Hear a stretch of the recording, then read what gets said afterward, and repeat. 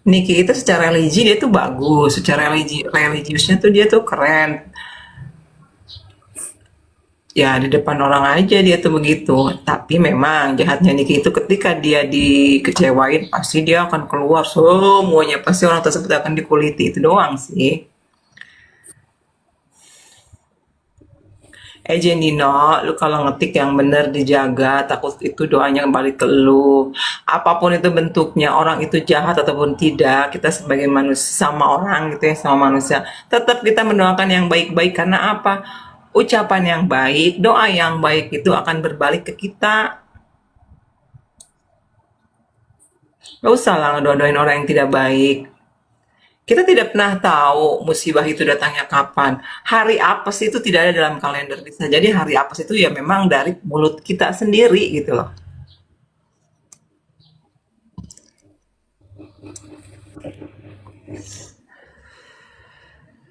Saya juga nangis lihat Ami. Ya kita aja yang memang cuma ngeliat di medsos kan sedih gitu. Apalagi orang-orang yang ketika hadir di pengadilan menyaksikan Niki, ya kayak si Ratu Nyinyir aja gitu kan. Dia pun sedih gitu.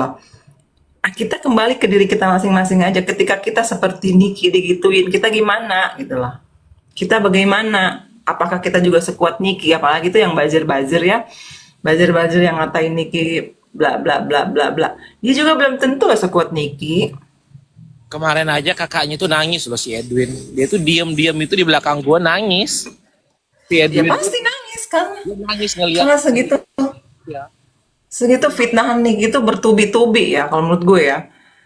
Cuma sebenarnya Niki bukan tidak mampu dia itu bayar gitu kan. Bukannya tidak mampu. Dia kalau menurut gue mungkin sekarang dengan si RG yang kita lihat dia banyak duit, belum tentu dia dalamnya sekarang dia duitnya banyak.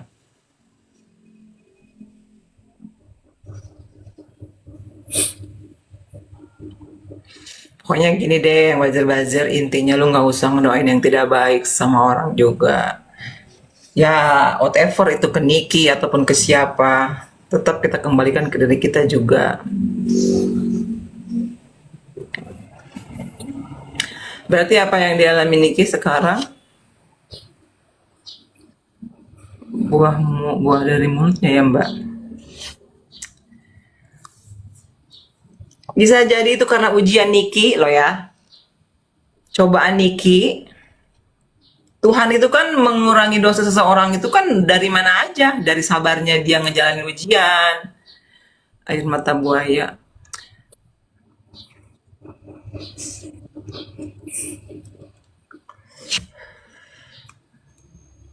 Jarang kok aku ya nangis tuh, nggak pernah lah aku nangis ya. Mau nyesek aja aku ya, nyesek aku, nyesek banget. Para buzzer juga kalau misalkan dikasih ujian kayak Niki nggak akan sekuat Niki loh. Ah, sosok ini banget sih. Katain orang air mata buaya tetek bengek. Gimana kalau itu terjadi sama kakak lo, adik lo, orang tua lo, difitnah bertubi-tubi. Endingnya gimana nih ya, deg-degan? Ya kita doain yang terbaik aja ya buat Ami.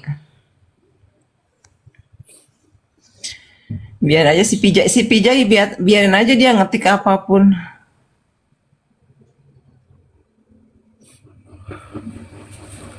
Semau dia si Pijay itu biarin aja.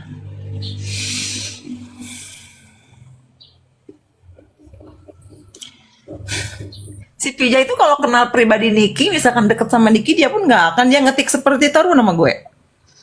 Iya, soalnya aku kenal sama Kanik itu ya pas waktu di Taman Lawang tuh pas syuting itu baiknya luar biasa gitu. Nah aku ya Tela, aku berteman Tela mungkin udah tahu aku kayak mana kan kurang lebih. Aku memang omonganku kasar, omonganku gini, tapi ketika orang orang kalau udah kemakan minumannya sama aku, udah kemakan makanannya, patrang loh bagiku gitu loh. Nggak ngebela dia itu, apalagi dia orang baik. Di mana letak fitnahnya yang jelas? Lu kan tahu sendiri ini siapa ini yang ngomong. Dia tuh cuma bukan 4M tahu nggak lo? 600 doang 600 juta tapi digembar-gembornya 4M.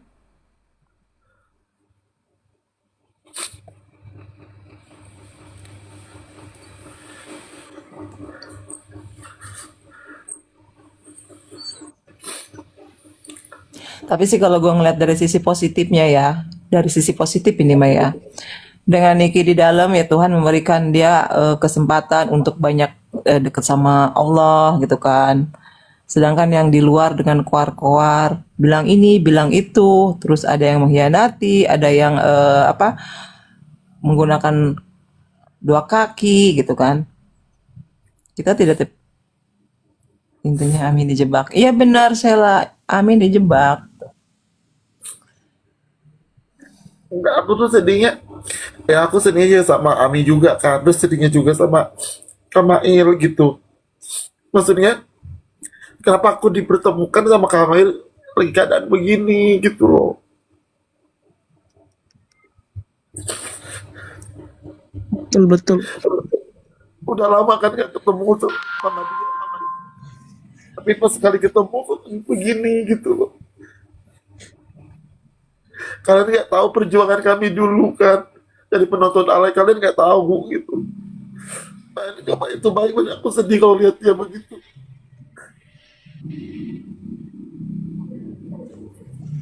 Iya.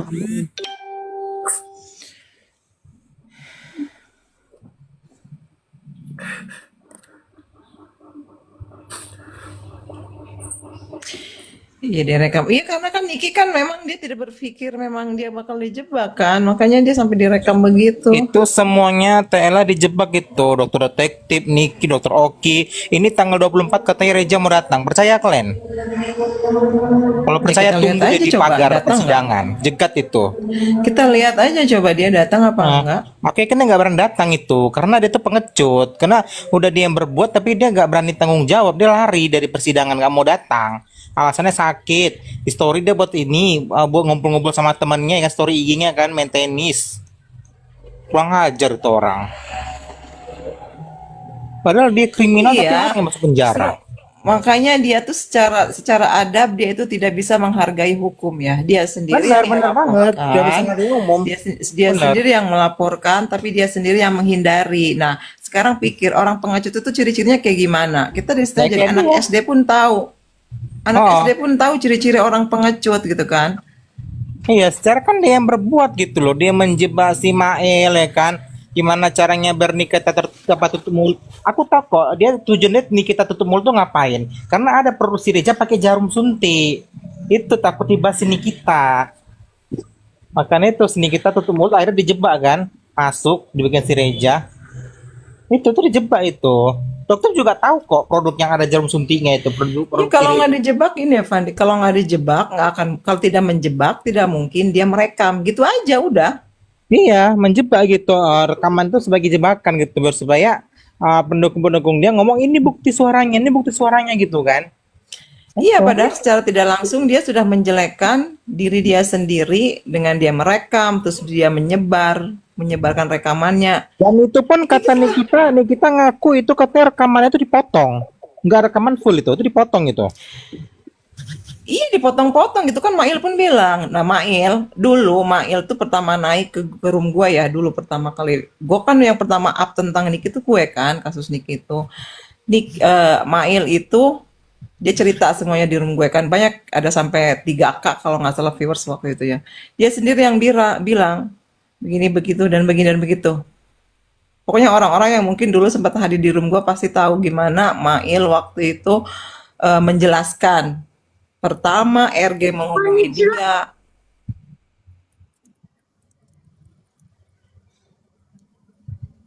Dan Main waktu itu bilang, gini loh kak katanya, aku tidak tahu loh kalaupun memang RG itu ngerekam, dia bilang gitu kan. Benar. Rekam teleponan aku sama dia. Sedangkan memang aku tidak punya rekamannya, dia bilang kan, karena si Mail tidak berpikir itu dijebak. Heeh. Dan Niki juga bilang gini ya waktu naik di room gue itu ya, Niki minta doa semuanya, dia bilang itu kan. Kalau nggak salah itu Niki seminggu lagi masuk, dia naik di room gue, dia pun minta dukungan ke kita, minta doanya. sampai Niki tuh waktu itu kan pulang waktu selesai show di Papua ya kalau nggak salah. Jam 1 dia masuk room gue, dia naik, gue nge-lag, dia naik, dia minta doa dari kita semua. Intinya si Niki tuh cuma minta doa dan dukungan aja, itu doang si Niki tuh ya.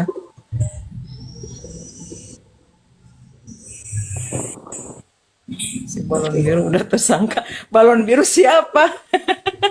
Gue baru tahu balon biru siapa. RG. Sampai-sampai gini kan dia nuduh apa Doktif pemeras. Kalau pemeras kenapa sih dia yang datang sampai berkali-kali? Itu aja intinya. Masa iya korban pemeras datang-datang Tapi gitu? iya loh, gini loh. Sekarang gua ngelihat kemarin VT-nya si RG, kok di situ dia benar-benar kayak ke memojokkan. Maksudnya kayak dia tuh lebih ke Doktif ya. Iya, gara-gara ini kan si Niki Lebih ke dari Doktif kan? dari VT itu. si Niki dari tangkap, jadi dia merasa tenang. Terus sekarang gilirannya ke Doktif gitu. Aku tahu kok apa itu terdapat tekniknya si RG itu. Karena Doktif masih aman-aman aja, makanya ke situ dia fokusnya ke Doktif. Jadi semua tentang konten Doktif itu diungkit-ungkit sama dia tuh di IG, di TT. Masalah serum Intinya mereka itu, serum yang mereka jelek kalau itu diungkit, semua diungkit sama dia itu. Supaya Doktif masuk juga gitu rencana si RG. Nikita sama Doktif udah masuk penjara, para mafia skincare aman. Intinya mereka itu pengen memasukkan Nikita sama Doktif. Benar, Itu aja benar, mereka. benar. Itu dua aja mereka, tujuannya mereka itu. Kalau Karena memang ini misi para- mereka, kalau Para kalau mafia memang udah misi, saling ulur tangan itu Enggak, untuk gini ya. nyerang dua orang itu. kalau menurut gue sih, ya, kalau memang misi mereka pengen masukin Niki sama Doktif ke penjerong, ya yang turun tangan, ih gue kenapa sih ngelek-ngelek? Ngelek kok kalau ngomong ngelek mulu. Nggak ngeliat, nggak Kan ngeliat. sekarang mereka tuh di Go itu kan, Nepos, AS sama RG itu lagi kompak itu duduk bareng gitu. Apalagi ada si Benches ya kan, jadi kompor, nyanat. Tapi ini kan memang sindikat ini kan. Iya kan? Sindikat gimana, Bang? Ya, sindikat. Kalau memang misalnya gini ya, seseorang menemukan perbuatan kejahatan, misalnya, ya, perbuatan pidana, barang palsu, barang berbahaya segala macam. Seharusnya yang dia lakukan apa? Nah itu overclaim dan barang berbahaya. Kami nggak ada ucapkan palsu, nggak ada beritanya palsu. Berbahaya dan overclaim. Ya, betul, berbahaya dan overclaim. Nah, seseorang yang menemukan kejahatan, perbuatan jahat, itu seharusnya dia datang ke kantor polisi dan membawa bukti-bukti segala macam, kasih tahu nih Pak Polisi, ada orang berbuat jahat ini, tolong diurus. Begitu. Nah, tapi kalau dia cuap-cuap ya, di medsos, itu sebenarnya niatnya bukan mau membela wanita Indonesia. Ada niat terselubung yang lain gitu. Ada trik-trik gitu loh. Ya kan? Ada unsur-unsur lain itu di belakangnya.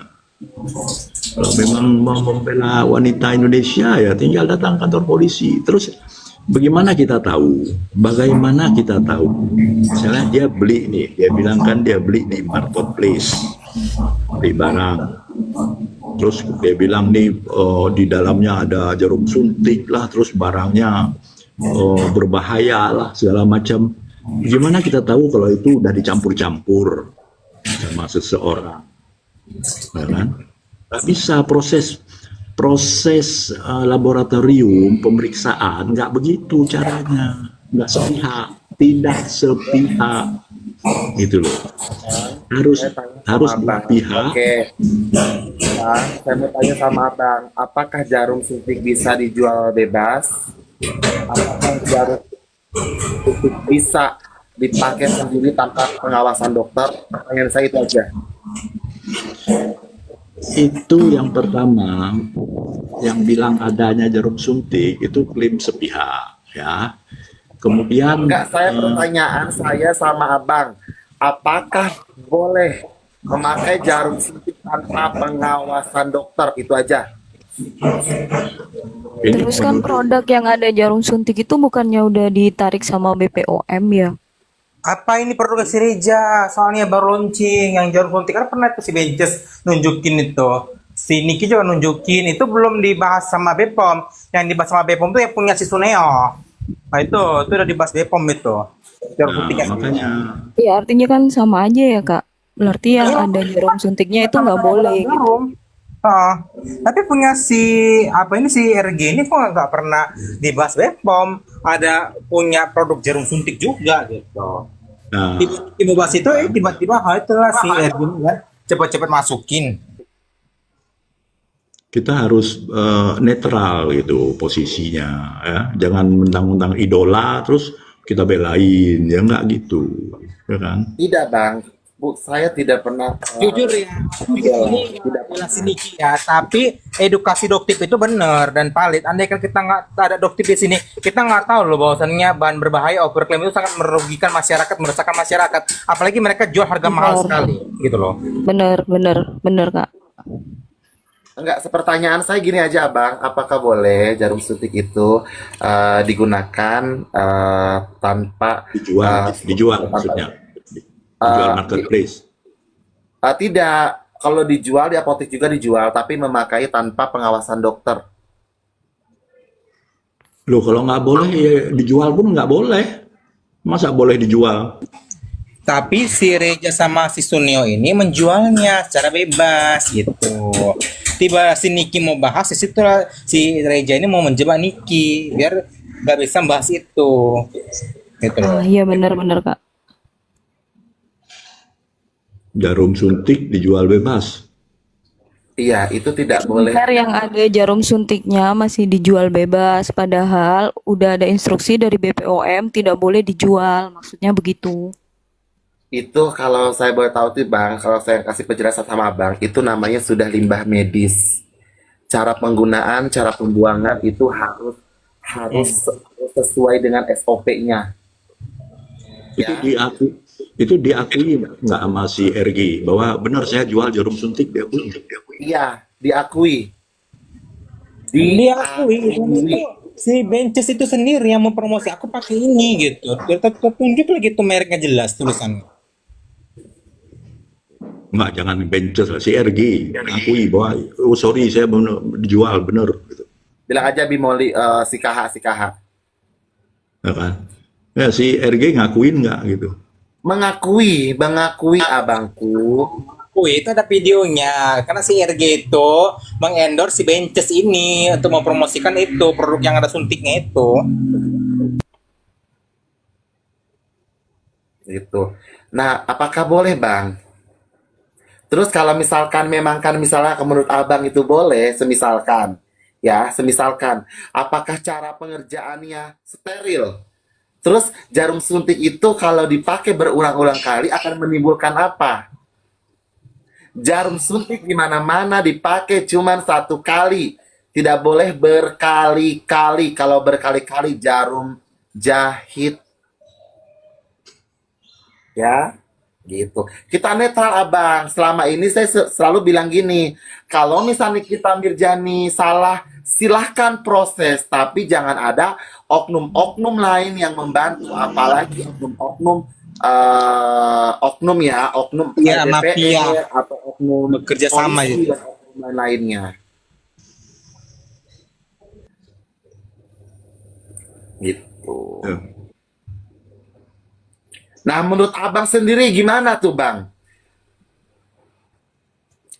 Saya mau nanya lagi, Abang tinggalnya di kota atau di pedalaman? Di kota. Abang sudah telusuri di pedalaman bagaimana?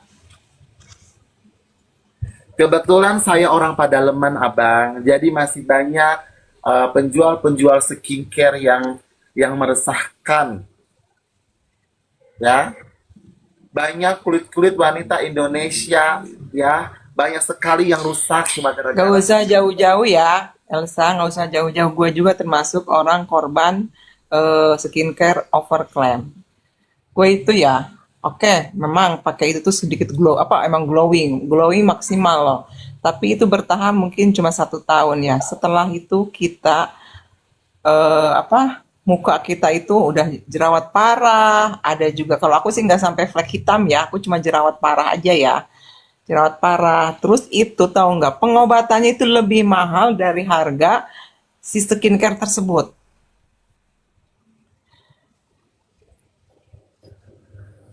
Nela, aku nanya dong, nanya apa anak kampung? Sama mohon maaf Makanya nih Bang, satu lagi.